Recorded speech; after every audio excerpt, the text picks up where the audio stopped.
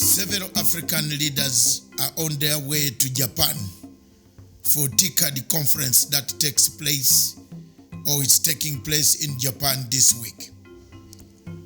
This was a conference that was initiated by Japan in 1993 and continues to rotate between Japan and Africa, which is co-ventured by the United Nations, World Bank, and other international UNDP bodies of the world.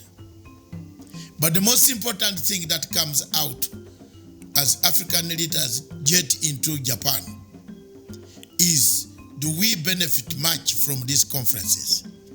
How many people in Africa do benefit from these conferences?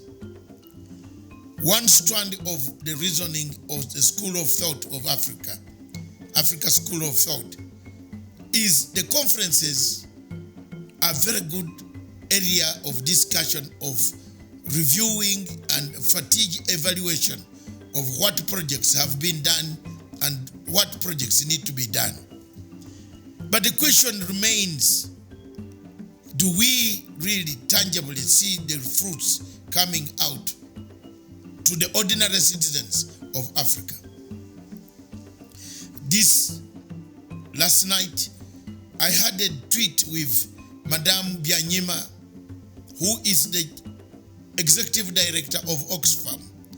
She sent out a tweet to say, can friends write how many sins, 7 sins that the G7 have committed to bring about the hardships in the world?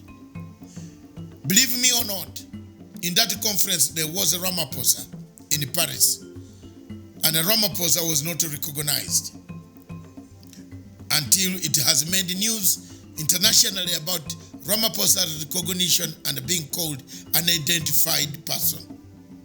Does Africa learn from these hiccups, mishaps that occur in these conferences? That is one strand. The second strand are countries that are inviting us to go to their places. Are they inviting us because of the rivalry between the superpowers themselves? I've only seen almost all the superpowers have been inviting people for the French conference, American conference, Africa conference, China Africa conference, Russia Africa conference, now Japan Africa conference. To these conferences come in good heart. We have seen conferences being duplicated. Qatar Africa conference, Saudi Arabia Africa conference, UAE Africa conference. These conferences must teach us something.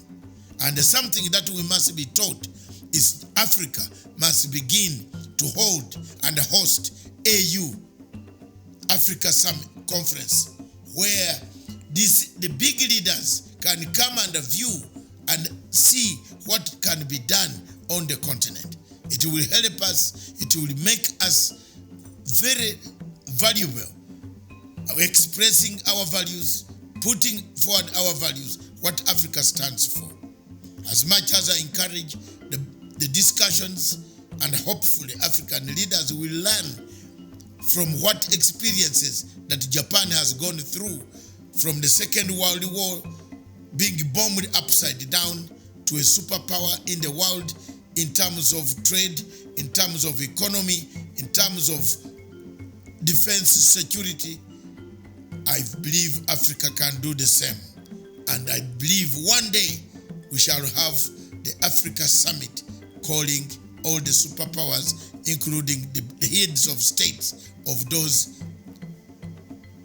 countries in the world, to come to our African continent. Thank you.